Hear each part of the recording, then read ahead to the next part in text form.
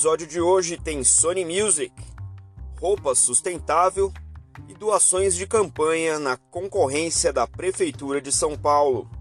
Eu sou Maurício Magaldi e esse é o Block Drops, o primeiro podcast em português sobre blockchain para negócios. As notícias que você ouve aqui não têm qualquer vínculo com o meu trabalho atual, não configuram nenhuma forma de patrocínio, propaganda ou incentivo para o consumo e têm o foco exclusivamente educacional para o mercado. A primeira nota de hoje é uma nota sobre o mercado de entretenimento no Japão. A Sony Music, que tem também um braço aí de entretenimento com gerenciamento de direitos e propriedade intelectual, fez um anúncio de que está fazendo uma parceria com a Gaudí, que é uma empresa de tecnologia que promove transformação digital para empresas de entretenimento e, em especial, para a experiência dos fãs de diversas marcas, diversos nomes do entretenimento.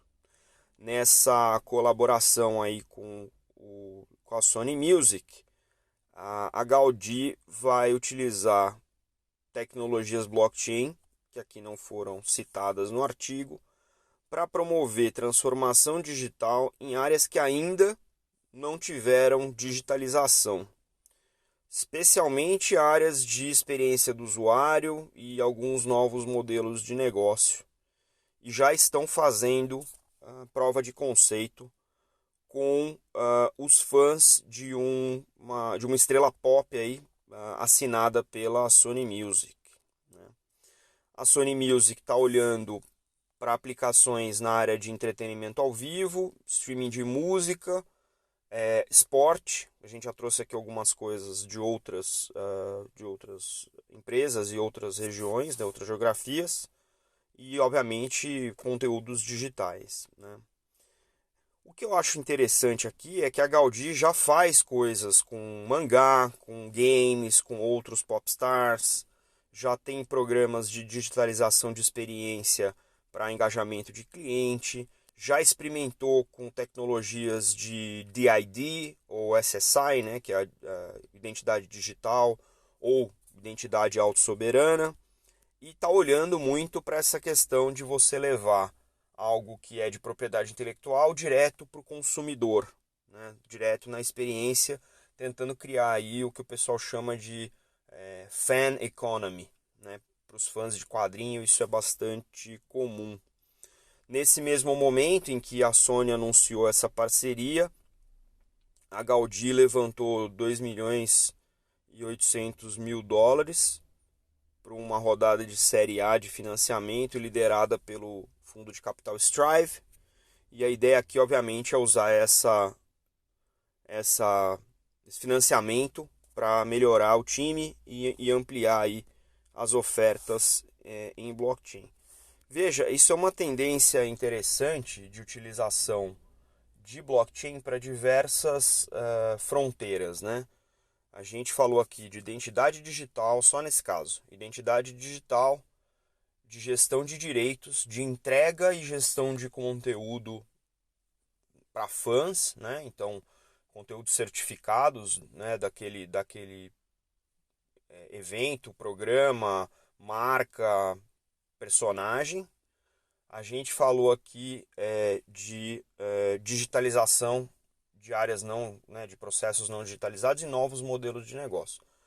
É muito interessante que a Sony, que foi um dos primeiros conglomerados japoneses a investir em Enterprise Blockchain em 2017 para fazer gestão de conteúdo de livros acadêmicos, esteja dentro de uma das divisões que é uma das maiores do grupo e uma das maiores do mundo, começando 3, 4 anos depois a investir em outras startups de outras tecnologias blockchain para coisas que são cêntricas, né? São core do seu negócio.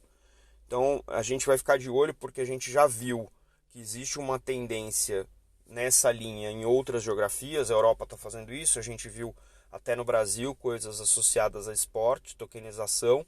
Então é interessante ver que grupos grandes começam a se movimentar para também fazer parte disso, o que só comprova que essa não é um modelo de negócio tentativo, mas é um modelo de negócio que, quando um grande se movimenta, a gente começa a prestar cada vez mais atenção. Vamos ver como é que a Sony se posiciona e como é que isso aparece nas experiências de quem curte anime, que curte game e J-pop e pode se beneficiar diretamente dessas aplicações.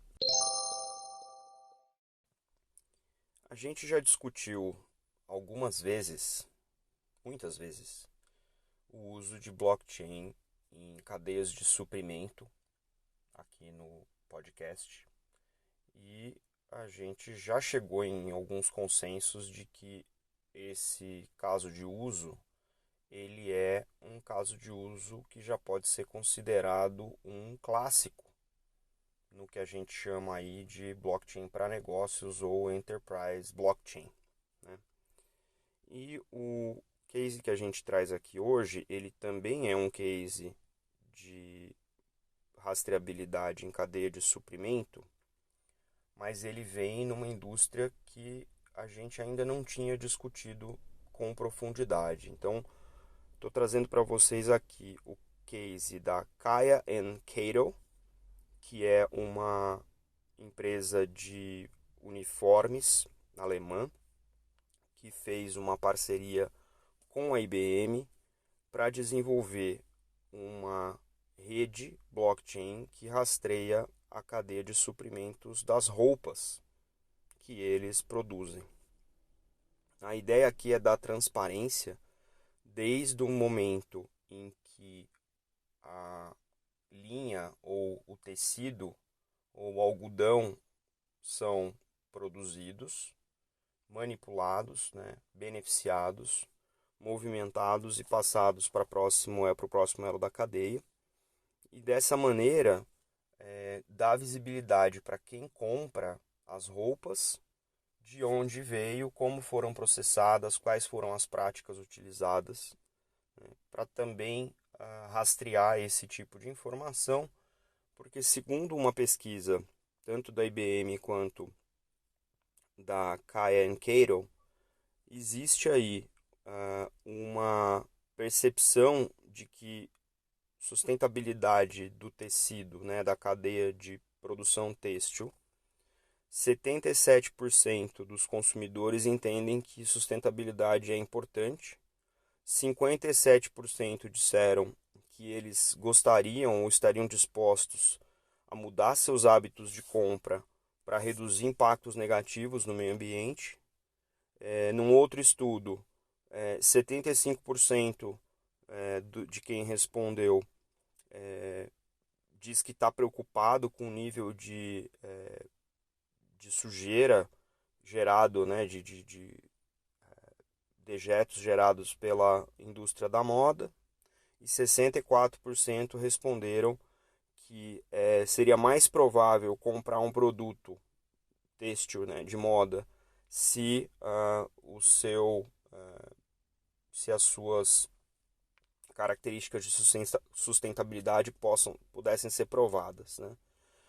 Obviamente, sustentabilidade tem vários aspectos. Aqui a gente está falando desde como o algodão é produzido, cultivado, né, até o tipo de química que é utilizado na coloração, no tratamento dos tecidos, até as práticas trabalhistas, né, que regem ou que são utilizadas pela indústria, né? Segundo aqui a Unicef, o uso de trabalho infantil na indústria da moda é estimado em 170 milhões.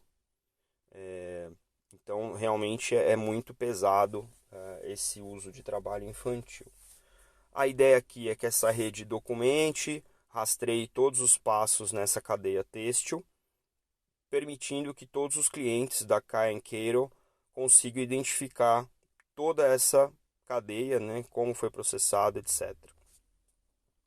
A ideia de certificar isso com o blockchain, obviamente, tem a ver com a questão do encadeamento da informação, tem a ver com a imutabilidade, tem a ver com a facilidade de você obter as informações encadeadas uma vez que elas estejam disponíveis na blockchain, e isso facilita muito, por exemplo, uma certificação que a Kayan Cato já obteve, que é o Green Button, que é um certificado do governo alemão sobre essa característica, né, de transparência e sustentabilidade. É um selo que é dado para os produtores de têxtil.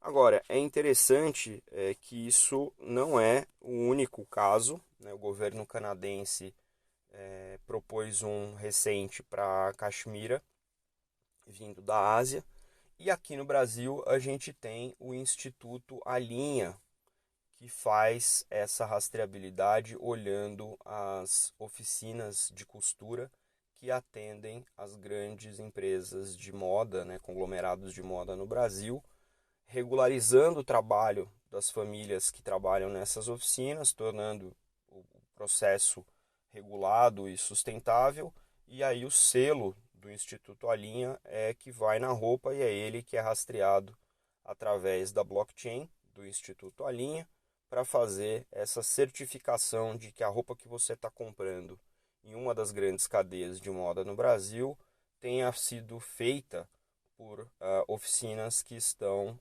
dentro dos padrões aceitáveis, né, legais e humanitários, entregando aquela roupa. A gente vai tentar trazer a Dari Santos, que é a fundadora do Instituto Alinha, para bater um papo aqui com a gente e contar como é que isso funciona. A última nota de hoje é uma nota mais de curiosidade. A gente está acompanhando aqui na cidade de São Paulo as eleições para a prefeitura. A gente teve no último final de semana a eleição do primeiro turno, onde 2 candidatos para prefeito foram selecionados para o segundo turno, né? E uma nota que cruzou o meu caminho agora no final dessa semana é que o candidato do PSOL, o Guilherme Boulos, está usando um serviço baseado em blockchain para rastrear as doações de campanha que estão sendo feitas para ele poder fazer a sua campanha concorrendo aí para prefeito da cidade de São Paulo. Segundo a nota, ele já recebeu mais de R$ 1.200.000 para esse segundo turno, ou seja, em doações, e está usando aqui a Decred, que é uma tecnologia de criptomoeda, que faz o rastreamento de todas as informações dos doadores, né, dos valores e dos doadores, para as pessoas físicas, utilizando aí uma aplicação chamada Voto Legal. Esse Voto Legal você entra, faz o registro e pode pagar utilizando, pode pagar, né? Pode fazer a doação utilizando boleto ou utilizando o cartão de crédito, e as informações sobre a doação são registradas no blockchain e depois utilizadas para prestação de contas e auditoria desse processo dentro dos processos legais aí do Tribunal Regional Eleitoral. Obviamente tem taxas, tem todo o processamento, mas a ideia aqui é que facilite a vida de quem doa e facilite a vida de quem recebe a doação para poder prestar suas contas e dar total transparência. A gente já falou aqui no podcast sobre o uso de blockchain nas eleições. O TSE fez um experimento interessante durante o primeiro turno das eleições municipais no final de semana passado. A gente vai ver ainda o relatório do TSE em relação a esse experimento, como é que isso foi, quais foram os sucessos, quais foram os enroscos, os desafios desse processo dentro da utilização de tecnologias blockchain para o processo de votação, de eleição propriamente dito. Mas a gente está vendo aqui uma movimentação interessante em um espaço que no Brasil, infelizmente, a gente não tem tantos desenvolvimentos assim do ponto de vista tecnológico esse ano deu um grande salto, né? Obviamente o Brasil é um dos pioneiros no uso de tecnologia para eleição, com o uso da urna eletrônica, que é um processo que vem aí, se não me engano, desde 1996, então já está consolidado e todo ano tem inovações tecnológicas muito profundas para se manter atualizado. Mas, obviamente, o uso das tecnologias blockchain, que é o que a gente acompanha aqui no podcast, realmente é uma novidade. No Brasil, existem outras modalidades de doação utilizando tecnologia blockchain. O BNDES Token é um deles. A gente falou da OIX na semana passada, que é para doação de povos indígenas. E todos eles, obviamente, visam a rastreabilidade e poder prestar contas de maneira transparente, né, para as autoridades daquilo que está sendo movimentado. Muito interessante, vamos continuar acompanhando como é que o blockchain se insere no contexto dos movimentos democráticos.